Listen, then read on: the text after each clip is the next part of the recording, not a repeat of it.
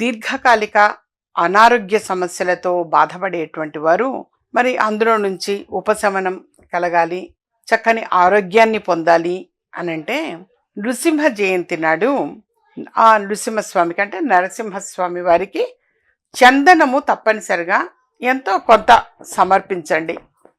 చందనము అనేది తప్పనిసరిగా ఆ గంధము నృసింహస్వామికి సమర్పించటం నెంబర్ 1. ఆ తర్వాత మరొకటి తులసి మాల అనేది కూడా సమర్పించాలి, చాలా చాలా మంచిది.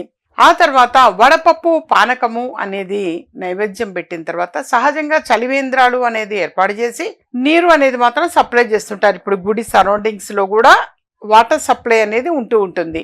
అయితే శక్తి కలిగిన వాళ్ళు బెల్లం పానకాన్ని ప్రిపేర్ చేసి అది నైవేద్యం పెట్టించి ఆ బెల్లం పానకాన్ని చక్కగా అది మీరు చలివేంద్రంలో ఆ వాటర్ బదులుగా ఈ బెల్లం పానకం అందరికీ కూడా సప్లై చేస్తూ ఉండడం అనేది కూడా చాలా చాలా మంచిది. అలాగే మజ్జిగని ఆ రోజు పంచటము చాలా మంచిది. అలాగే ఎరుపు రంగు వేసి రవ్వ కేసరి అని చెప్పేసి చేస్తూ ఉంటాము. ఆ రవ్వ కేసరి కూడా స్వామివారికి నైవేద్యం పెట్టి కొంతమందికి ఆ ప్రసాద వితరణ అనేది చేయటం కూడా శుభాన్ని కలిగిస్తుంది, చక్కని ఆరోగ్యాన్ని పొందుతారు. అసలు మనకి చక్కని సంపద ఏమిటి అనంటే ఆరోగ్యం. మంచి ఆరోగ్యాన్ని భగవంతుడిస్తే అదే మంచి సంపద, మనకి ఎనలేని సంపద.